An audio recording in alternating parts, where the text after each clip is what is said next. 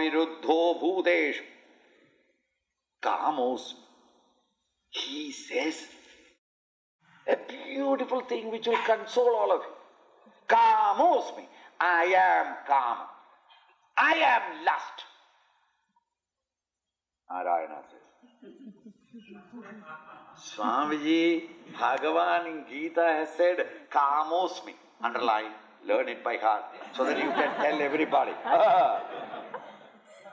Kamosmi. Bhagavan honestly says, I am lust. Lust means most powerful, irresistible desire is called lust.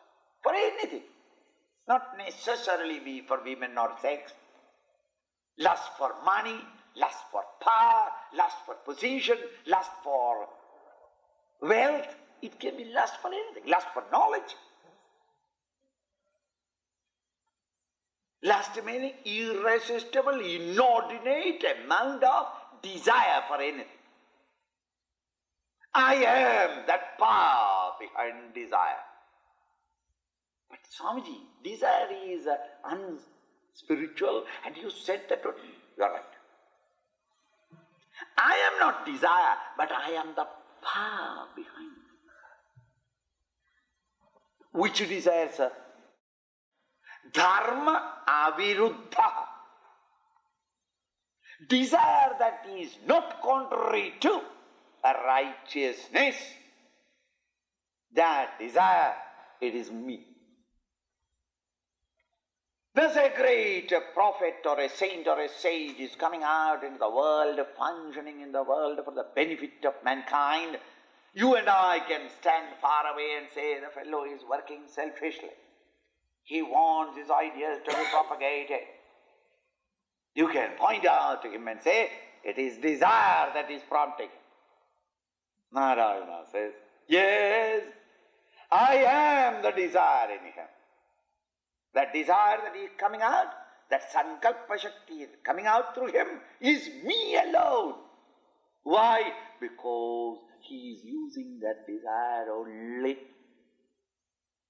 Again, without contradicting the dharma or righteousness.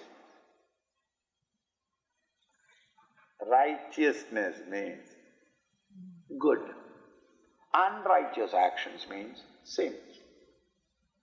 You and I have that desire which creates only sins. Why? How can I become then righteous? Simple. Whenever you are acting and functioning in the world for the benefit of yourself, you are unrighteous. Full stop. But Swamiji, who must look after myself? Don't worry. If I don't look after myself, who will look after myself? You look after yourself and be unrighteous. Whenever I serve others and I function in the world for the benefit of others, I am doing noble, righteous actions. Isn't it? I plunge a dagger on some girl and I aimed at the heart, but it struck her stomach and I tore it. Bleeding, she died. That very day, at that very same time, in the operation theatre of the local hospital, a doctor opened the stomach of another girl of the same age. Appendicitis operation. Bleeding. She also died. One died in the operation theatre, another died on the roadside. I am hauled up. And culpable homicide not amounting to murder. I am punished. The doctor goes scotch-free unless some lawyer tries to take it up.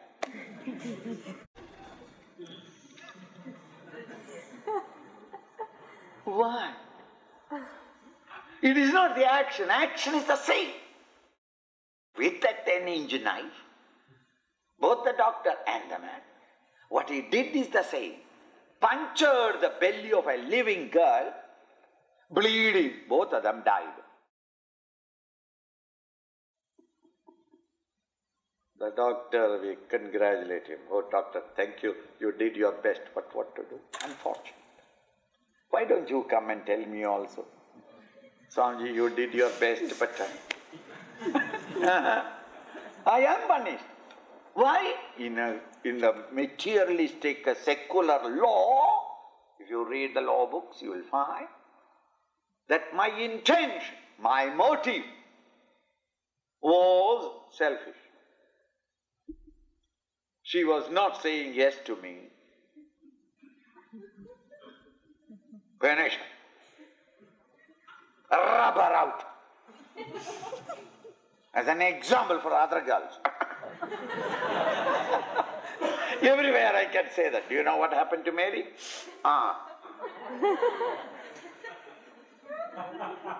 Yes, my intention was for self-gratification.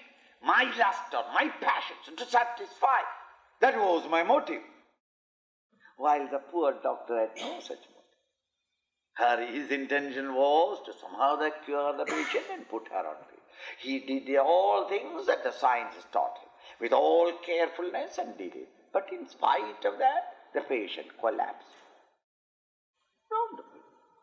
Whenever an act is done oriented with my own selfish gratification, it becomes an unrighteous act.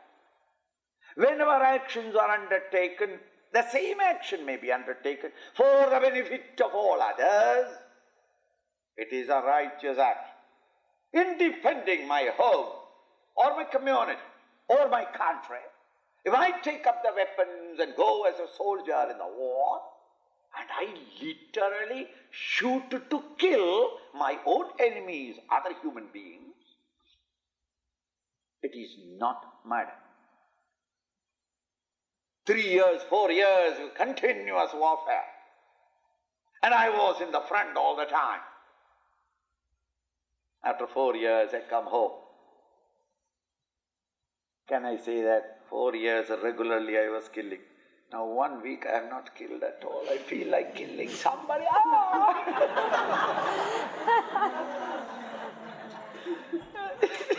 Can you say that? Oh, bring the gun, darling, bring the gun. And go to the downtown and start shooting all over. There when I killed, I did not have an idea of that he is enemy number one and I will destroy him. I had no such, I don't know who it is. I did it with only one intention, to protect my country, to protect the hearth and home. I have not done any crime. I am really speaking, sacrificing myself, because I am facing equally the bullet to the other man,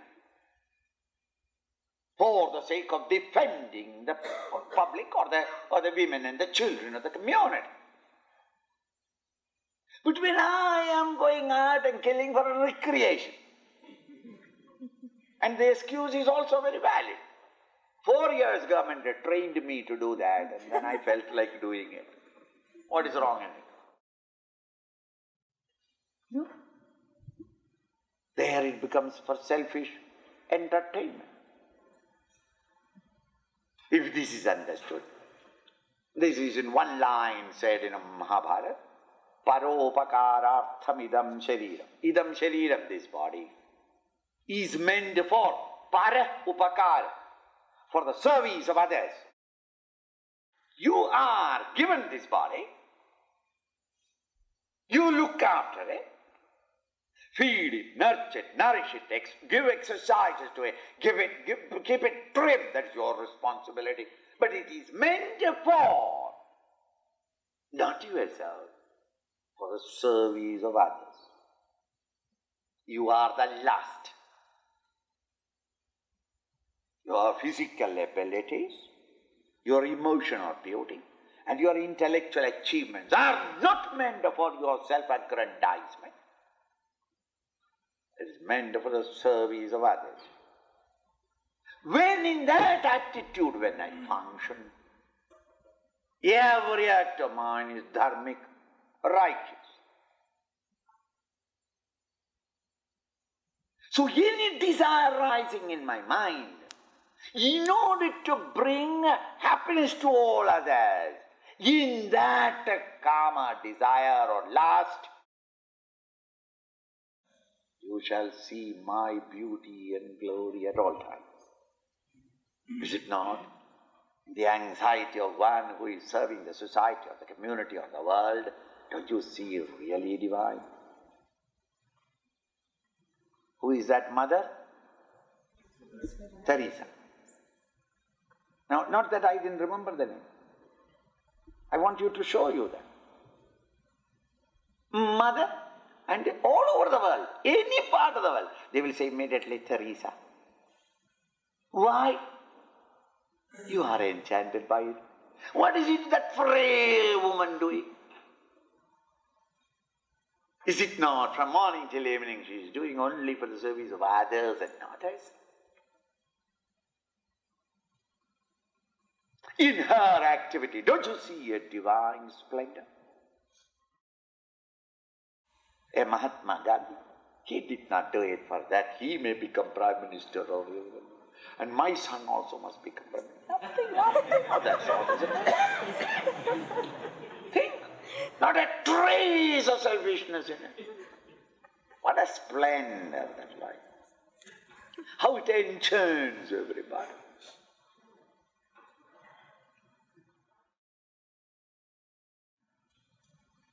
In Switzerland once, from airport to the other end of the town I had to cross, and the person who promised to meet me did not come. So I took a taxi and went. And as the taxi was going, every turn I was worried.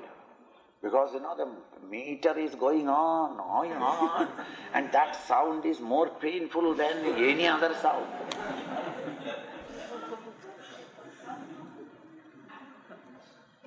All the way he was asking, you are coming from, sir? And he doesn't know much English.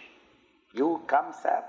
India. Oh, Gandhiji! I said, yes, Gandhi. So then in order to forget this click, click, click, I went on talking of Gandhiji.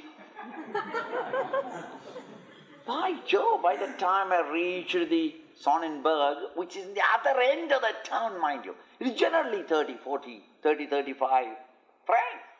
The fellow will not accept it, mind you. He is an ordinary taxi. And he said that he is not the owner of it. 35 francs, he won't accept.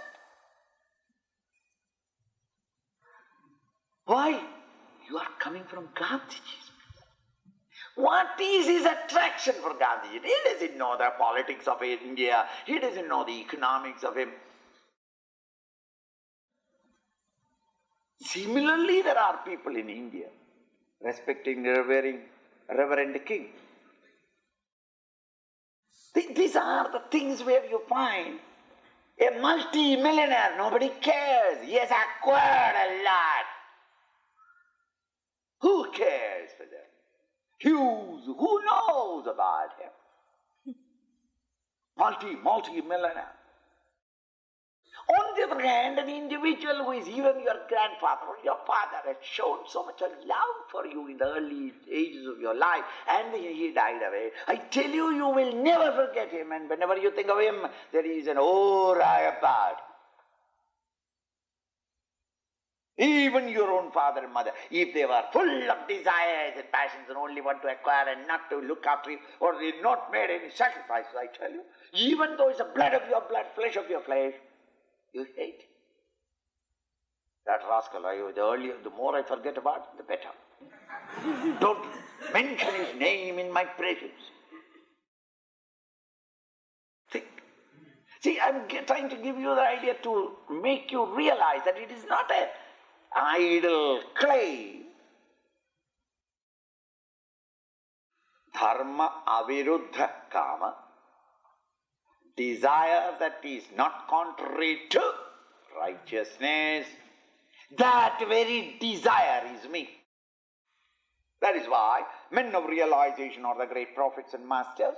When they work in the world outside, Vedanta says, it is not that he is working, there is no selfishness or selfish desires in him. It is the flooding of the Narayana through that equipment. Because in him there is no desire for anything. Therefore all his actions are purely righteous. Those divine activities flood through him. It is not bringing out any discordant notes, and these discordant notes come only when it is obstructed by the lust and the greed and the selfishness of the individual.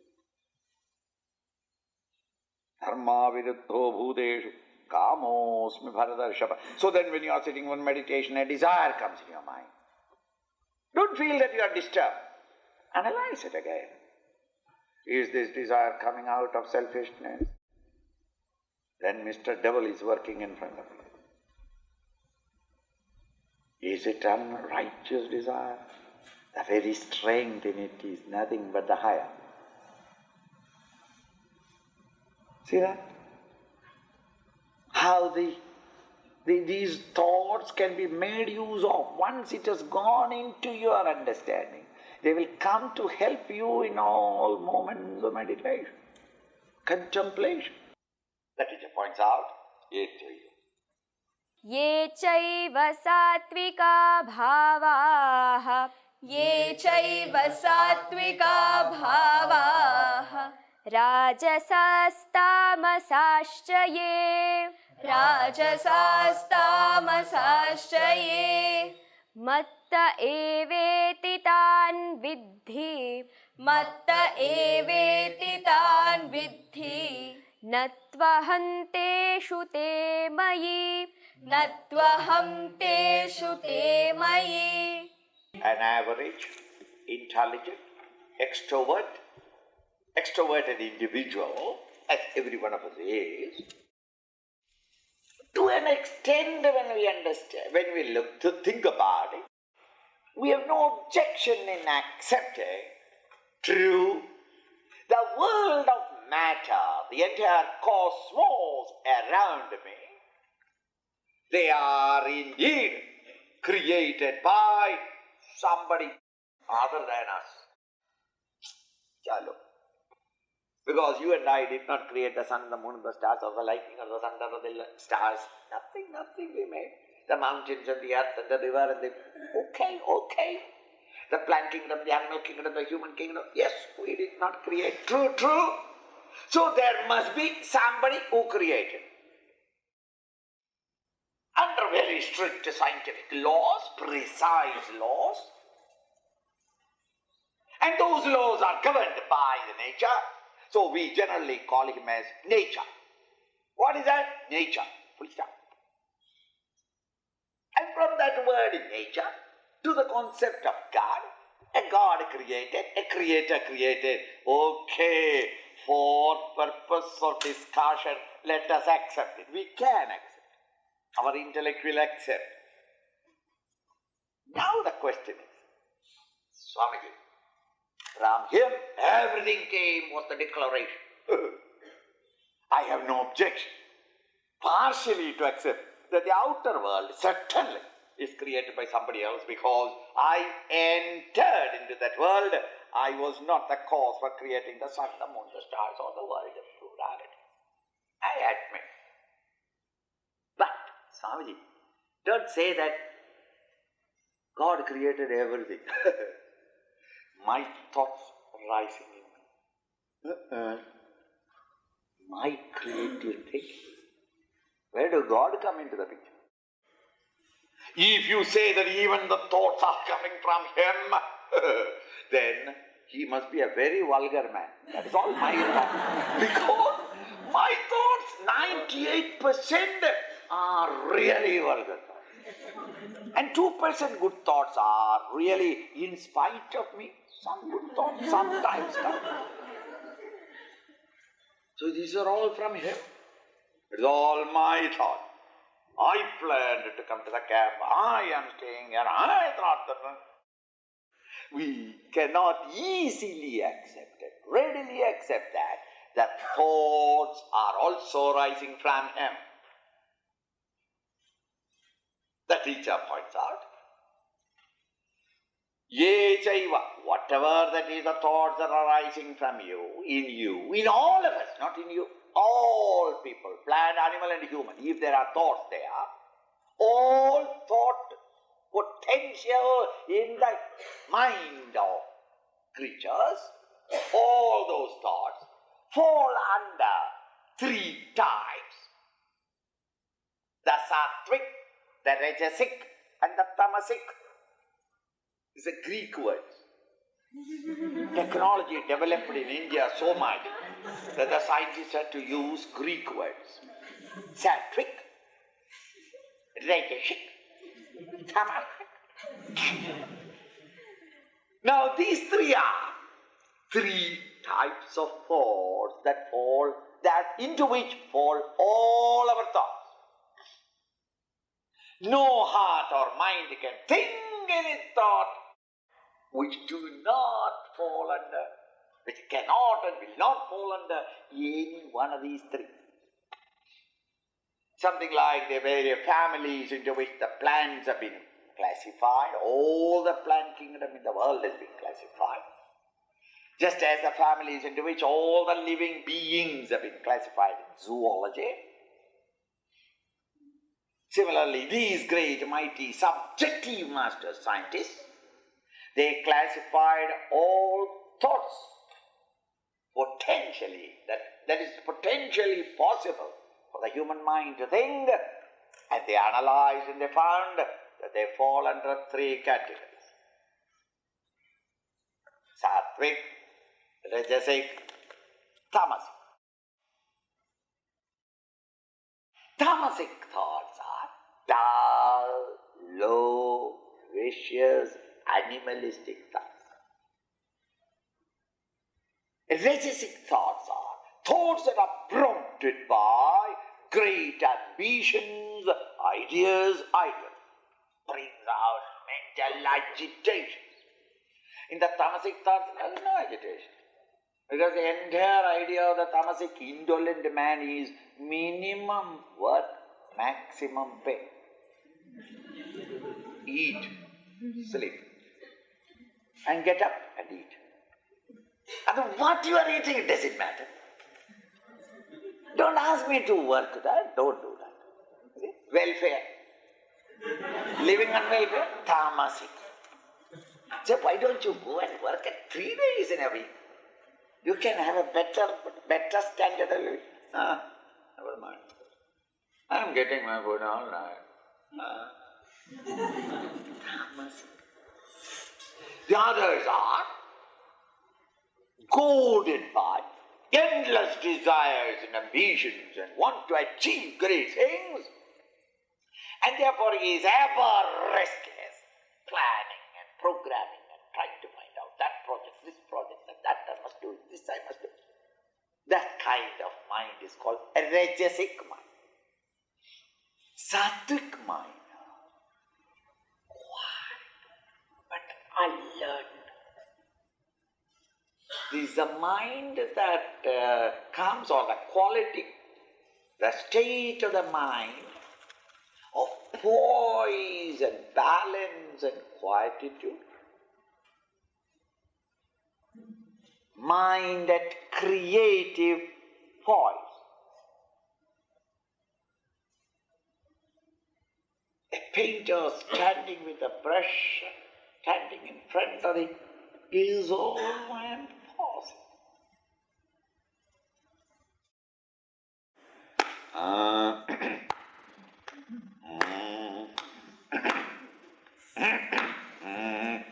Is it not there, the Indian Bhagavad, there are some musicians? What is he doing? Creative force. He's singing inside. And he knows the tone. And then he starts. There's a pause. Even writing a letter. You got the letter, you read it. Letter pad is there. Why are you cleaning the letter pad? The pen is ready. Why? In the mind you are trying to find out how to tell the lie so beautifully that creative poise. Did you go there? Ask your son. You will find a split moment he is waiting. Why? He is thinking in what way the lie should be told. If you say yes, then there will be kick. No, I never got it. That pause clearly shows that he is creative. Because did you go? Yes. Be honest. There is no pause necessary. He is creative, thinking. The scientist discovered is only at that moment when the mind has come to that pause. That mind coming into a pause, which is not sleeping, but at the same time mind is not thinking of 1,000 things. There is a moment when you... And at such moments, you receive, as it were, ideas. This receptive mood of alert vigilance and quietude of the mind is called sattvic.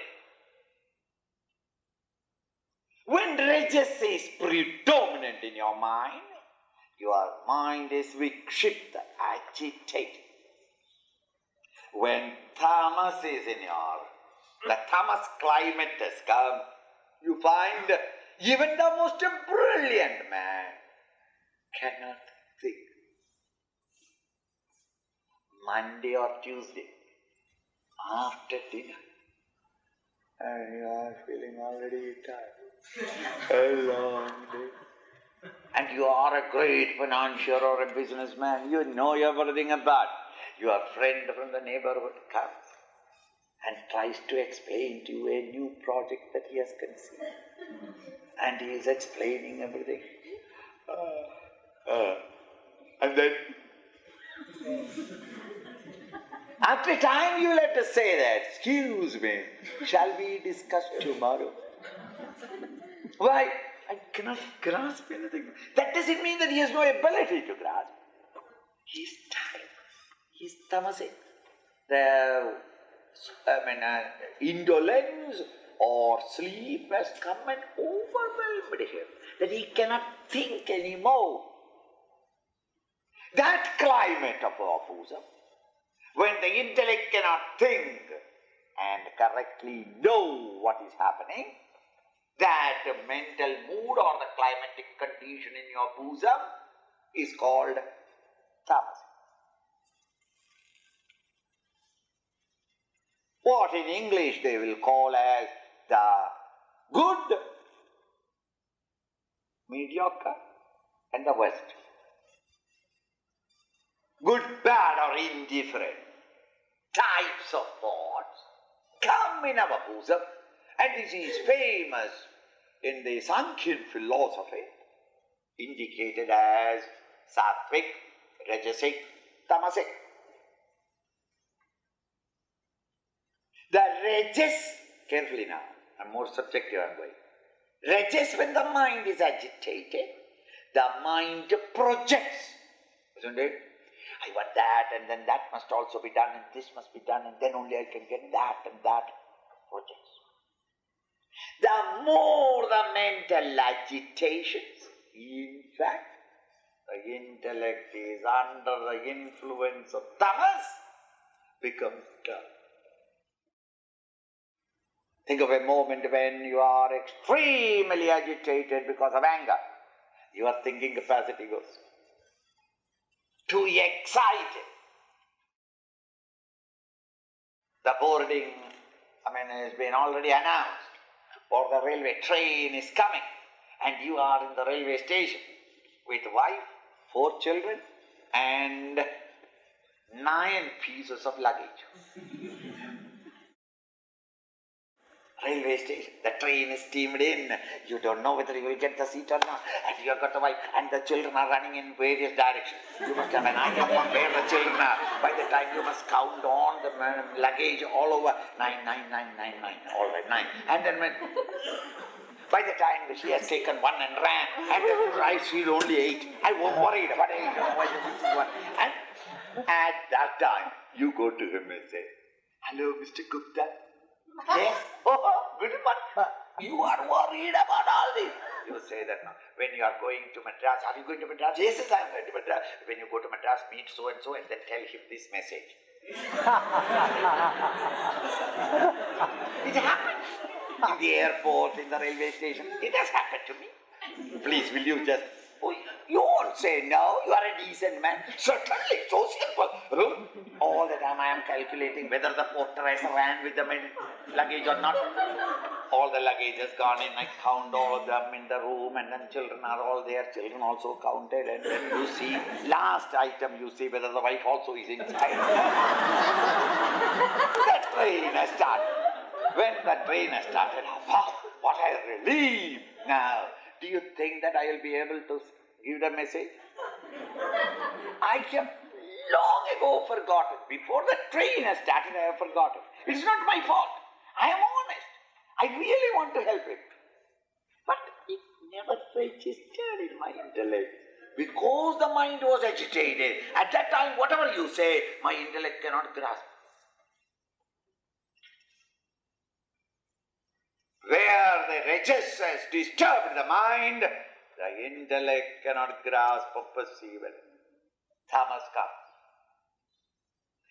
When rajas and tamas are reduced, carefully, rajas, agitations of the mind and intellect is reduced.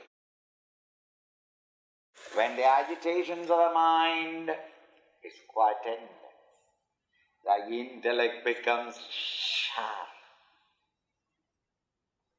It starts seeing more than what ordinarily it used to see.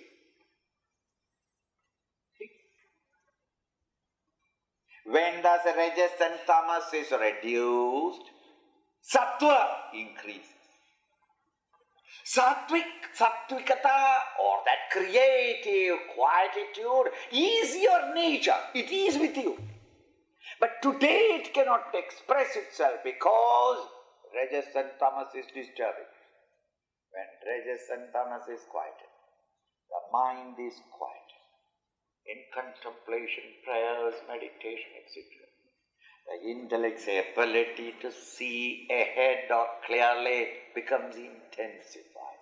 To such an intellect, more and more Vedanta is expounded. He understands the entire mechanism. Thus his intellect becomes much more quiet. The mind becomes still more quiet. The meaning rajas and tamas are removed. When rajas and tamas are removed, sattva automatically increases. These three are three moods of the mind which create three different climatic, psychological climates in our bosom. It's a very deep psychological study of our great rishis. Not for the purpose of curing others. It's not for psychiatry. But it's a study positive to go beyond the mind. That was their anxiety.